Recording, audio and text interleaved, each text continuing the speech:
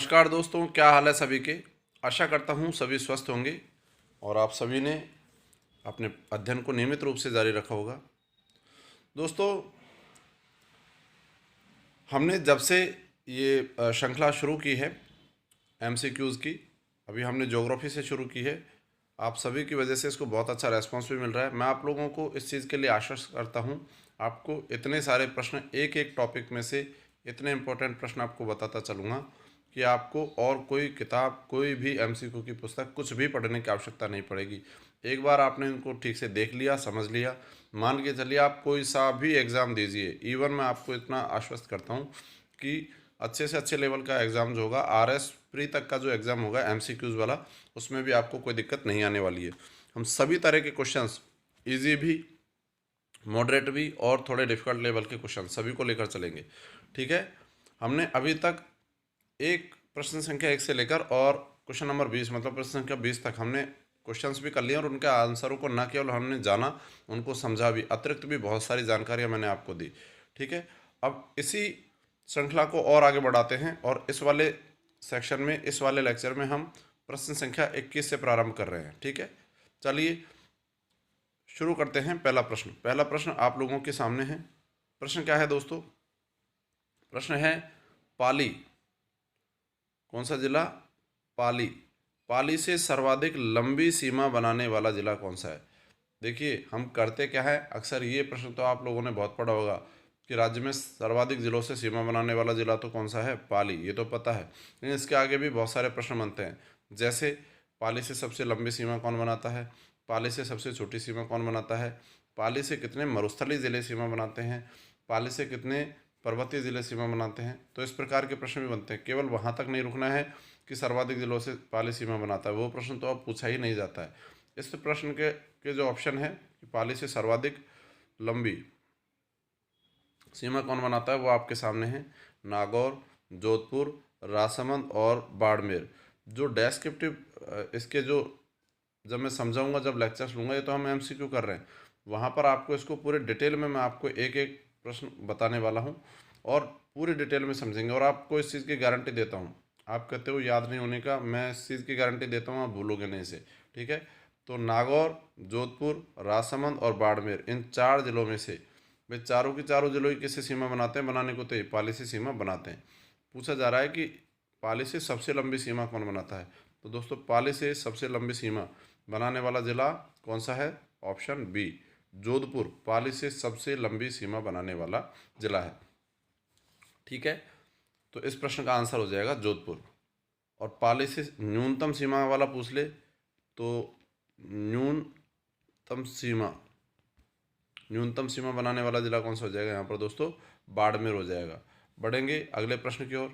अगला प्रश्न दोस्तों, प्रश्न संख्या 22, ये रहा आपके सामने। क्या है प्रश्न संख्या 22? जोधपुर संभाग। देखिए, राजस्थान में टोटल संभागों की संख्या है कितनी? 7। तो जोधपुर संभाग के अंतर्गत कौन सा जिला नहीं आता है? आपसे पूछा जा रहा है कौन सा जिला नहीं आता है। ऑप्शंस आपके सामने हैं। Option A Jaisalmer, option B Nagaur, option C Sirohi या ऑप्शन डी पाली।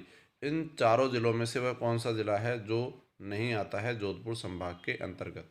तो राजस्थान में टोटल 7 संभाग है दोस्तों। इनमें से 4 संभाग ऐसे हैं जिनमें 4-4 जिले हैं, एक संभाग ऐसा है जिनमें 5 जिले हैं और 2 संभाग ऐसे हैं जिनमें 6 जिले हैं। तो टोटल मिलाकर जिले हो जाते हैं कितने? 33। ये चीज़ याद रखनी है। तो यहाँ पर जोधपुर संभाग, वैसे भी आप अगर देखें तो क्षेत्रफल के आधार पर राज्य का सबसे बड़ा संभाग है। पूछा क्या गया है? जोधपुर संभाग के अंतर्गत जिले कौन कौन से आते हैं, अर्थात कौन सा जिला नहीं आता है। तो आपको अगर ये पता है कि कौन सा जिला, कौन कौन से ज़िले आते हैं, तो ये भी आसानी से पता लग जाएगा यहाँ पर कि कौन सा ज़िला नहीं आता है। प्रश्न का दोस्तों, इस वाले प्रश्न का जो सही आंसर होगा वो होगा ऑप्शन सी, सिरोही वो जिला है। सॉरी, इस प्रश्न का सही आंसर, माफ़ी चाहता हूँ दोस्तों, इस प्रश्न का सही आंसर जो होगा वह होगा कौन सा? इस प्रश्न का सही आंसर होगा ऑप्शन बी, नागौर। नागौर वह जिला है जो किसके अंतर्गत नहीं आता है? जोधपुर संभाग के अंतर्गत नहीं आता है। तो नागौर किस में आता है? अजमेर संभाग के अंतर्गत आता है। हम ज़्यादातर मामलों में क्या करते हैं? सिरोही को बाहर कर देते हैं, क्योंकि जोधपुर संभाग के अंतर्गत कितने ज़िले हैं? 6 ज़िले। इन 6 ज़िलों में से जोधपुर, जैसलमेर, बाड़मेर, जालौर, सिरोही और पाली, ये 6 ज़िले आते हैं। अब सिवाय इसको सिरोही को छोड़कर बाकी के सारे ज़िले, सिरोही के अलावा बाकी के सारे ज़िले कैसे हैं? मरुस्थलीय ज़िले हैं। जबकि सिरोही कैसा है? सिरोही है दोस्तों पर्वतीय ज़िला, ठीक है।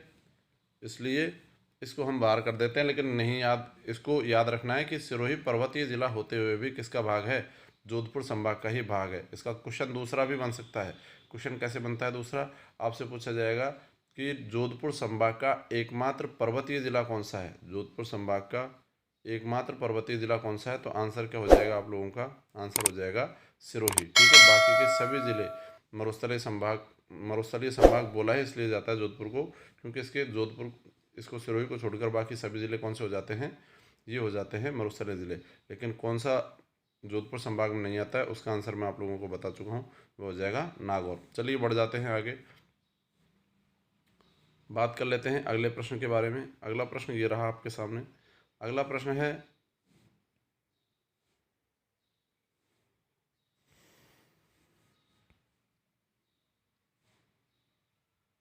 राजस्थान का हृदय स्थल, ठीक है, किस भौतिक प्रदेश को कहा जाता है?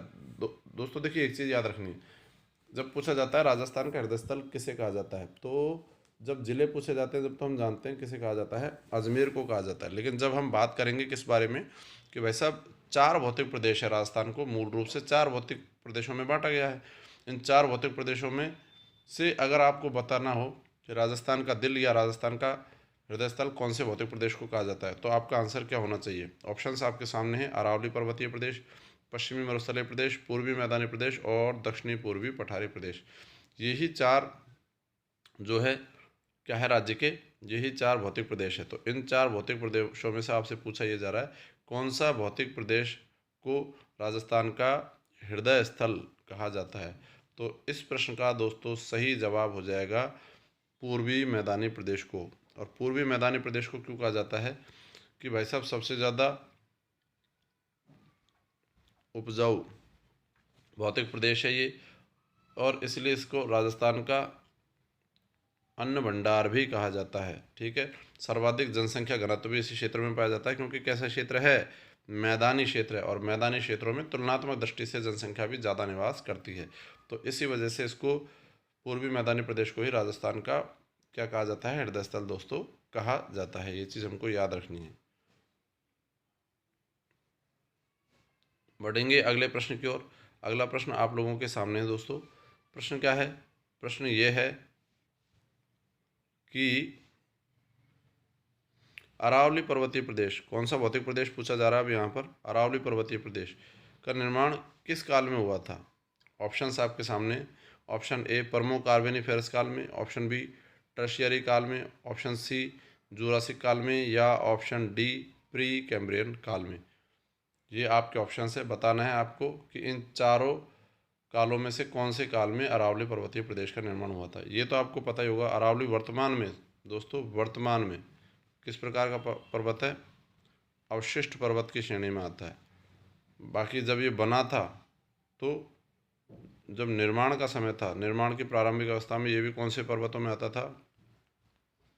वलित पर्वतों की श्रेणी में आता था। लेकिन अब किस में आता है ये?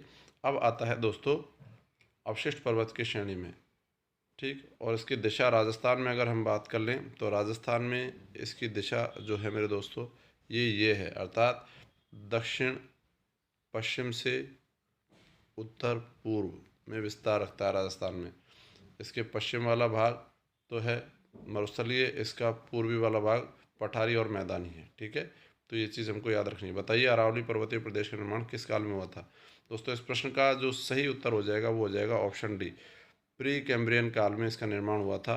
और ये विश्व का सबसे प्राचीनतम पर्वत श्रृंखला है जो 80 से 65 करोड़ वर्ष पुराना है। या इसको मिलियन ईयर में बोले तो मिलियन ईयर में क्या बोला जाएगा? मिलियन ईयर में बोला जाएगा 800 मिलियन ईयर। तो 800 मिलियन ईयर या 80 से 65 करोड़ वर्ष पुराना ये पर्वत है। ये चीज़ आपको याद रखनी है, ठीक, चलिए बात करेंगे अगले प्रश्न की। अगला प्रश्न बहुत अच्छा प्रश्न है। परीक्षा में इस प्रकार के प्रश्न जब आते हैं, अच्छे मार्क्स देके जाते हैं, तो याद रखना है। क्वेश्चन ये है कि दक्षिणी पूर्वी पठारी प्रदेश, ठीक है, भौतिक प्रदेशों की हम बात कर रहे हैं और साथ में ही मैंने जलवायु को भी इंक्लूड कर लिया। तो जो दक्षिण पूर्वी पठारी प्रदेश है दोस्तों, वो किस जलवायु प्रदेश के अंतर्गत आता है? ऑप्शंस आपके सामने हैं। Option A AW, option B CWG, option C BWSW और ऑप्शन डी BSSW। बताइए इस प्रश्न का सही आंसर क्या होगा?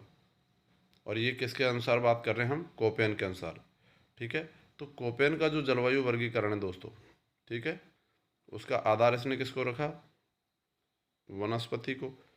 और इसके अनुसार इसने 4 भागों में ही बांटा है।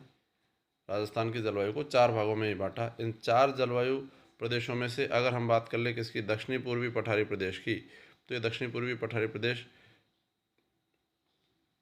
का जो जलवायु क्षेत्र है उसे क्या कहा गया दोस्तों? इसे कहा गया है, यहाँ पर ऑप्शंस आपको मैंने दे ही दिए हैं, ठीक। ऑप्शन क्या है? AW, CWG, BWSW और BSSW। इस प्रश्न का सही आंसर हो जाएगा दोस्तों AW। और AW का मतलब होता है, कोपेन के अनुसार बता रहा हूँ दोस्तों, आर्द्र जलवायु प्रदेश। कोपेन ने अति आर्द्र जलवायु प्रदेश माना ही नहीं है, ठीक है। कोपेन ने 4 में माना है, शुष्क, अर्धशुष्क, उपाद्र और आर्द्र, इसमें बांटा है 4 को। तो AW को यहाँ पर इन्होंने बताया, राजस्थान का दक्षिणी और दक्षिणी पूर्वी पठारी प्रदेश को इन्होंने AW में, मतलब आर्द्र जलवायु प्रदेश में शामिल किया। CWG की बात कर लें तो CWG को इन्होंने पूर्वी मैदानी प्रदेश को उपाद्र, अरावली पर्वतीय प्रदेश को भी उपाद्र में शामिल किया है। तो याद रखिए दोस्तों, दक्षिणी पूर्वी पठारी प्रदेश आ जाता है किसके अंतर्गत? AW के अंतर्गत। बढ़ेंगे आगे और बात करेंगे अगले प्रश्न के बारे में। अगला प्रश्न है प्रश्न संख्या 26। प्रश्न क्या है दोस्तों? राजस्थान में शीतकाल में, मतलब सर्दियों के दिनों में, शीतकाल में होने वाली वर्षा क्या कहलाती है? तो मावठ, ठीक है। इस अन्य नाम से भी जानी जाती है। राजस्थान में जो सर्दियों में मावठ पड़ती है, मावठ की बारिश होती है, ठीक है, पश्चिमी विक्षोभों के कारण होती है, आपको पढ़ा ही होगा, ठीक है। तो पश्चिमी विक्षोभों के कारण जो सर्दियों में मावठ वाली वर्षा होती है, उसको अन्य किस नाम से जानते हैं? ऑप्शन ए पुरवाई, option B cherry blossom, option C काल वैशाखी या ऑप्शन डी स्वर्णिम बूंदों वाली वर्षा। इन 4 में से किस नाम से जाना जाता है मावठ को? तो ये आपको यहाँ पर बताना है। अच्छा, ये चीज़ भी याद रखनी है कि जो मावठ होती है वो कौन सी फसल के लिए लाभदायक होती है दोस्तों? रबी की फसल के लिए लाभदायक होती है, क्योंकि सर्दियों में अक्टूबर नवंबर में बोई जाती है और मार्च अप्रैल में काट ली जाती है, और शीतकाल में ही पड़ती है, मतलब ये दिसंबर के आसपास ये बारिश होती है, तो वो सर्दियों में ही। तो इस वजह से जब जो फसलें अक्टूबर नवंबर में बोई जाती है और मार्च अप्रैल में काटी जाती है, अर्थात रबी की फसलों के लिए लाभदायक होती है, ठीक। कौन सी? मावठ की वर्षा। तो ये चीज़ याद रखनी है। बताइए तो इस प्रश्न का सही आंसर, मावठ को अन्य नाम से जाना जाता है दोस्तों डी स्वर्णिम बूंदों वाली वर्षा के नाम से, गोल्डन ड्रॉप शावर के नाम से जाना जाता है। गोल्डन ड्रॉप, और गोल्डन ड्रॉप शावर के नाम से जाना जाता है। उसका रीज़न क्या है? उसका रीज़न ये है कि ये जो बारिश है, स्वर्णिम बूंदों वाली वर्षा जो है, ये रबी की फसल मैंने बताया उसके लिए लाभदायक होती है। और रबी की फसल में मुख्य खाद्यान्न राज्य में जो बोया जाता है वो है गेहूँ, और गेहूँ गोल्डन कलर का ही होता है, ठीक है, उसको लाभ देती है, इसलिए इसे स्वर्णिम बूंदों वाली वर्षा के रूप में जाना जाता है। किसको? मावठ को। तो ये चीज़ याद रखिएगा। बढ़ते हैं अगले प्रश्न की ओर दोस्तों। अगला प्रश्न ये रहा आप लोगों के सामने।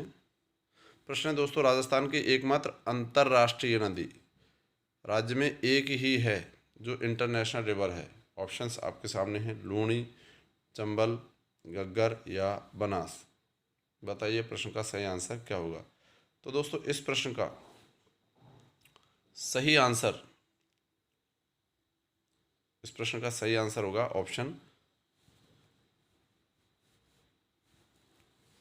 Option C Ghaggar. देखिए घग्गर के बारे में, एक तो कैसी नदी है ये? अंतः प्रवाह की नदी है। दूसरी, अंतः प्रवाह में सबसे लंबी नदी भी है, ये भी आप जानते हैं। इसके अलावा घग्गर की विशेषता क्या है? एकमात्र नदी जो कहाँ से आती है दोस्तों? हिमालय से आती है, ये भी है।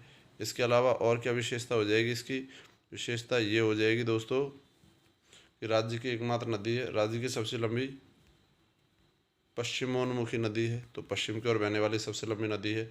और राजस्थान की एकमात्र नदी है जो कहाँ पर चली जाती है? कभी कभार पाकिस्तान भी चली जाती है जब इसमें पानी अधिक होता है। तो कहाँ पर? फोर्ट अब्बास, जो कहाँ पर पड़ता है? पाकिस्तान में पड़ता है। इसीलिए इसको, क्योंकि पाकिस्तान चली जा रही है और कोई सी भी ऐसी नदी नहीं है राजस्थान की जो देश के ही बाहर चली जाए, सिवाय किसके? घग्गर के। इसलिए घग्गर को राज्य की अंतर्राष्ट्रीय नदी बोला जाता है। ठीक। और फोर्ट अब्बास में इसके प्रवाह क्षेत्र को क्या कहा जाता है? मतलब पाकिस्तान में इसके प्रवाह क्षेत्र को क्या कहा जाता है? ये कह सकते हैं तो हम इसके प्रवाह क्षेत्र को हकरा कहा जाता है। जबकि भारत में या राजस्थान में इसके प्रवाह क्षेत्र को क्या कहा जाता है? अगर भारत में हम बात कर ले तो भारत में इसके प्रवाह क्षेत्र को नाली कहा जाता है। इसको अन्य नाम जैसे जैसे प्राचीन सरस्वती भी कहा जाता है, नट नदी, मृत नदी इत्यादि नामों से भी जाना जाता है। तो इस प्रश्न का सही आंसर हो जाएगा दोस्तों घग्गर। बढ़ेंगे अगले प्रश्न की ओर। प्रश्न संख्या 28 आप लोगों के सामने है। कौन सी चंबल की प्रत्यक्ष सहायक नदी नहीं है? अब ये प्रत्यक्ष सहायक का मतलब क्या होता है? प्रत्यक्ष सहायक का मतलब जो डायरेक्ट अपना पानी किस में मिलाती है? चंबल में मिलाती है। तो ऐसी कौन सी नदी है जो प्रत्यक्ष रूप से अपना पानी चंबल में नहीं मिलाती है? ठीक है, तो 3 ऐसी है जो सीधे अपना पानी मिला रही है, एक ऐसी है जो नहीं मिलाती है। ऑप्शंस आपके सामने हैं, मेज, ब्राह्मणी, परवन और बनास। इनमें से कौन सी ऐसी नदी है जो प्रत्यक्ष रूप से अपना जल किसमें? चंबल नदी में नहीं मिलाती है? दोस्तों बताइए इसका आंसर क्या होगा? देखिए, ब्राह्मणी नदी मिलाती है भैंसरोडगढ़ के पास, बनास नदी भी मिलाती है सवाई माधोपुर में, मेज नदी भी कोटा में मिला देती है, लेकिन परवन परवन अपना पानी मिलाती है दोस्तों किसमें? काली सिंध में। और काली सिंध जाकर मिलती है किसमें?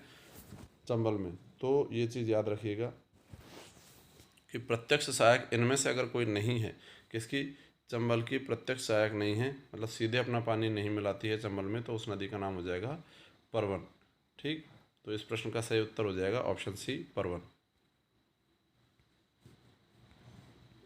बढ़ेंगे प्रश्न संख्या 29 की ओर। यह प्रश्न बहुत परीक्षाओं में पूछा जा चुका है दोस्तों, तो आपको पता भी होना चाहिए इस प्रश्न के बारे में। प्रश्न क्या है?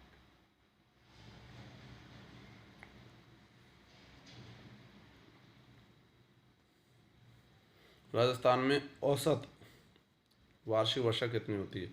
बहुत ही परीक्षाओं में पूछा गया दोस्तों। Option A 110 centimetre, option B 57.5 centimetre, option C 80 centimetre या ऑप्शन डी 25.7 सेंटीमीटर। बताइए इस प्रश्न का सही आंसर क्या होगा दोस्तों?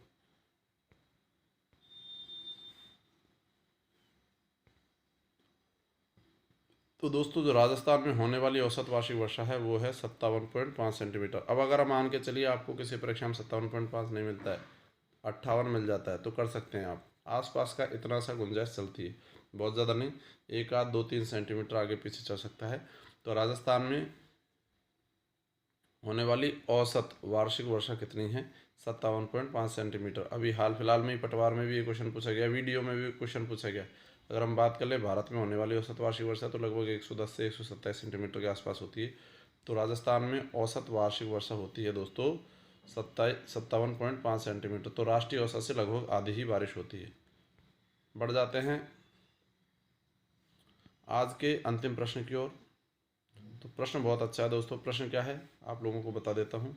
प्रश्न है, राजस्थान के प्रथम राष्ट्रीय उद्यान कौन सा है? रणथंबोर राष्ट्रीय उद्यान। ये राजस्थान का पहला राष्ट्रीय उद्यान था। इसको राष्ट्रीय उद्यान बनाया कब गया दोस्तों? ये चीज़ आपको बतानी है। राजस्थान का जो पहला नेशनल पार्क घोषित किया गया था वो रणथंबोर नेशनल पार्क को घोषित किया गया, पर इसको नेशनल पार्क घोषित कब किया गया? ऑप्शंस आपके सामने हैं, 1955, 1978, 1980 या 1985। बताइए ऑप्शन एक बार वापस बोल देता हूँ, 1955, 1978, 1980 या 1985। इन चारों वर्षों में से, इन चारों ईयर्स में से कौन सा ऐसा है जिस वर्ष में किसको, रणथंबोर को राष्ट्रीय उद्यान घोषित किया गया? तो इस प्रश्न का सही आंसर दोस्तों जो हो जाएगा वो हो जाएगा 1980। 1980 में रणथंभौर राष्ट्रीय उद्यान को राष्ट्रीय उद्यान घोषित किया गया। उसके पहले ये क्या था? उसके पहले ये अभ्यारण्य था दोस्तों। अभ्यारण्य इसको 1955 में घोषित कर दिया गया था, लेकिन 1980 में इसे राष्ट्रीय उद्यान घोषित कर दिया गया और इसी के साथ ही राज्य का अर्थात राजस्थान का पहला राष्ट्रीय उद्यान बन गया। तो दोस्तों, उम्मीद करता हूँ आप सभी लोगों को ये लेक्चर पसंद आया होगा। ये MCQs की जो श्रृंखला है पसंद आ रही होगी। अगर आप चाहते हैं कि ऐसे और भी प्रश्न लेकर आऊँ तो आप ज़्यादा से ज़्यादा अपने जो YouTube चैनल है इसको शेयर कीजिए। और एक चीज़ और मैं आपको यहाँ पर बताता चलूँ, देखिए, ना केवल ज्योग्राफी के, मैं हिस्ट्री के, पॉलिटिकल साइंसेज, जितने भी सब्जेक्ट्स हैं उनके ऐसे MCQs लेकर आने वाला हूँ। और MCQ ही नहीं, और भी हम इसके जो थ्योरेटिकल तरीके से भी इसको पूरे सब्जेक्ट्स को पढ़ाने वाले हैं। तो बने रहिए, एक नए लेक्चर में कुछ नई जानकारियों के साथ आपसे जल्द मुलाकात होगी। तब तक के लिए